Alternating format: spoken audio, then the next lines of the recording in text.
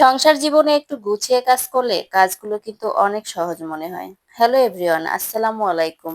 নিপুস লাইফস্টাইলে আমি নিপু আরো একটি নতুন ভিডিও নিয়ে আপনাদের মাঝে চলে এলাম। কাছে দূরে যে যেখান থেকে আমার ভিডিওটি দেখছেন, আশা করছি সবাই ভালো আছেন। আমি আল্লাহর রহমতে অনেক ভালো আছি। আজকে ভিডিওটি বিকাল থেকে রাত পর্যন্ত আমি কি কি কাজ করেছি তার কিছু অংশই তুলে ধরেছি। আজকে সকাল থেকেই কিন্তু বৃষ্টি হচ্ছে, আবার থামছে, কিন্তু গরমটা একদমই কমেনি। বৃষ্টি পড়লে কিন্তু কাজ করতে একদমই ভালো লাগে না, কিন্তু কি আর করার আছে, আমাদের গৃহিণীদের তো বসে থাকলে চলবে না। একটা সংসার দেখবেন নানান রকম কাজ থাকে, আর আমার মনে হয় কাজ রেখে বসে থাকা আমার কাছে আরো বিরক্তির কারণ হয়। ছোটবেলার দিনগুলো কিন্তু অনেক ভালো ছিল।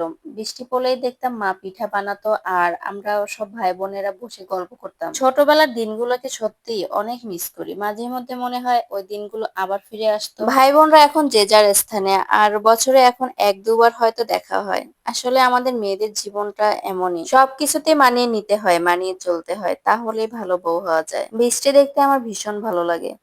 এদিকে বারান্দার গাছে দেখি একটি নতুন জবা ফুল ফুটেছে। জবা গাছটি আমি যখন লাগিয়েছিলাম তখন আমি ভেবেছিলাম গাছটি হয়তো বাঁচবে না, মরে যাবে। মাশাআল্লাহ, এখন দেখি একটি ফুল আসছে আর একটি কলি আসছে। আপনাদের ভাইয়া বাজার থেকে সকালবেলা কিছু শুকনো খাবার নিয়ে আসছিল, আর খাবারগুলো গুছিয়ে রাখা হয়নি। ভাবলাম এগুলো এখন সুন্দরভাবে গুছিয়ে রাখি। আসলে যে কোনো জিনিসই দেখবেন এলোমেলো রাখলে ভালো লাগে না। যেহেতু এখন বিকাল আর বাইরে বৃষ্টি হচ্ছে, আর আমার হাতেও এখন তেমন কোনো কাজ নেই, তো ভাবলাম সময়টা এখন কাজে লাগাই। যে কোনো জিনিসই যদি অগোছানো থাকে আর আমি ওইটা যতক্ষণ না গুছিয়ে রাখতে পারবো, আসলে ততক্ষণ আমার ভালো লাগে না। আপনাদের ভাইয়া আসলে আমাকে সবসময় বলে আমি চুপচাপ থাকতে পারি না, আমার মাথায় যেটা আসবে ওইটা আমার করতেই হবে।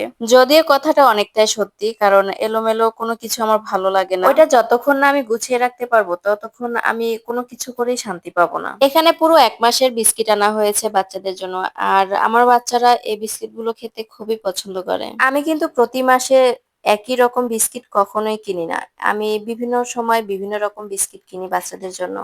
কারণ দেখা গেছে ওদের জন্য আমি এই মাসে এই বিস্কিটটা কিনলাম, তো পরবর্তীতে যদি আমি এই সেম বিস্কিট আবার কিনি তাহলে বিস্কিটটা আসলে ওরা খায় না। বিভিন্ন মাসে যদি আমি বিভিন্ন রকম বিস্কিট ওদের দেই তাহলে দেখা গেছে ওরা খুব আগ্রহ নিয়ে বিস্কিটটা খায়। তবে হ্যাঁ, বিস্কিট যে খুব ভালো একটা খাবার আসলে তা না, কিন্তু আসলে আমার কিছু করার নাই। আমার যেহেতু ছোট বাচ্চা আছে, আর মাঝে মধ্যে দেখা গেছে বিকালে চায়ের সাথে বিস্কিট খেতে চায়, আবার সকালবেলা খায়। তাছাড়া আমি যেদিন ওকে টিফিনটা রেডি করে দিতে পারি না, ওইদিন আমি ওকে বিস্কিটটা দিয়ে দিই। বাচ্চাদের বলে কি হবে, যে কোনো জিনিসেরই কিন্তু একটা বয়স আছে। আসলে ওদের বয়সটাও কিন্তু আমরা পার করেছি।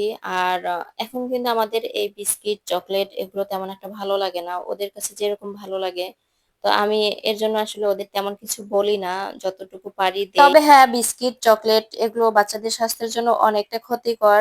তো আমি যে খুব বেশি একটা দেই এমনটা না, যতটা পারি কম দেই। চুর একটা বাইরে থেকে ভালোভাবে পরিষ্কার করে নিচ্ছি, ভিতরটা এখন পরিষ্কার করব না, কারণ এখন যেহেতু বিকাল, আর ভিতরটা এখন যদি আমি পরিষ্কার করি তাহলে প্রচুর ময়লা পড়বে, আর তখন বাসাটা মুছতে হবে। যেহেতু দুপুরবেলা খালা এসে বাসাটা সুন্দরভাবে পরিষ্কার করে, আর আমি সবসময় চেষ্টা করি বাসা যখন মোছা হয় তার আগেই এরকম ভারী ময়লাগুলো পরিষ্কার করার। বাইরে যেহেতু প্রচুর বৃষ্টি হচ্ছে, আর এই বৃষ্টিতে কিন্তু পেঁয়াজু খেতে খুবই ভালো লাগে। আর আমি আজকে সন্ধ্যায় পেঁয়াজু আর কাবাব ভেজেছিলাম, আর বৃষ্টি হলে কিন্তু ভাজা পোড়া খেতে বেশ ভালো লাগে। এই তো সাথে দুধ চা বানিয়ে নিলাম, আর আমার বাচ্চারা দুধ চা ভীষণ পছন্দ করে, তো ওরা যখন বাসায় থাকে আমি সব সময়ের জন্যই দুধ চা বানানোর চেষ্টা করি। সন্ধ্যার নাস্তা শেষ করতে না করতেই মাগরিবের আজান দিয়ে দিছে, তো তারপর নামাজ পড়ে নিলাম। নামাজ পড়ার পরে বাচ্চাকে কিছুক্ষণ বই পড়িয়েছি, তারপরে ভাবলাম আদা রসুন আছে ফ্রিজে, তো ওগুলো ব্লেন্ড করে রাখি। আদা রসুনটা যদি ব্লেন্ড করা থাকে তাহলে কিন্তু আমাদের রান্নার সময় রান্না করতে অনেকটা সহজ হয়ে যায়। আর আমি আদা রসুনটা সবসময়ের জন্য রাতের বেলায় করি, কারণ হচ্ছে রাতের বেলা দেখবেন অনেকটা ফ্রি টাইম থাকে, তো এর জন্য ওই সময়টা কাজে লাগাই। আমি আদা বা রসুন দুটোই খালাকে দিয়ে ভালোভাবে কেটে ধুয়ে তারপরে ডিপে রেখে দেই 2 দিনের জন্য।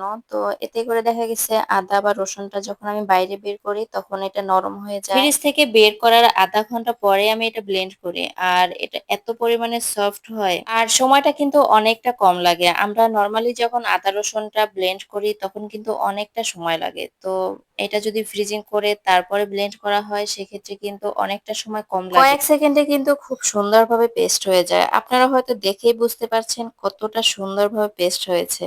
আর আমার কিন্তু তেমন একটা সময়ও লাগেনি। এতে করে কিন্তু আপনার অনেকটা সময় সেভ হবে। আর তার থেকেও বড় কথা হচ্ছে আপনার মেশিনটা ভালো থাকবে। আমরা গৃহিণীরা কিন্তু সবসময়ের জন্যই চেষ্টা করি আমাদের সংসারের শখের জিনিস বা প্রয়োজনীয় জিনিসগুলো কিভাবে ভালো থাকবে। আমার কিন্তু সবগুলোই ব্লেন্ড করা শেষ। তবে হ্যাঁ, কাজ কিন্তু এখনো আছে। তো রান্নাঘর মুছবো, থালা বাসন আছে ওগুলো ধুয়ে রাখবো, বাসাটা ঝাড়ু দিয়ে রাখবো। ঘুমানোর আগে যদি টুকটাক কাজ করে রাখি, সকালবেলা ঘুম থেকে উঠে বাসাটা ফ্রেশ দেখলে কিন্তু মনটাও ভালো হয়ে যায়। ভিডিওটি আজকের মতো এখানেই শেষ করছি। আসসালামু আলাইকুম।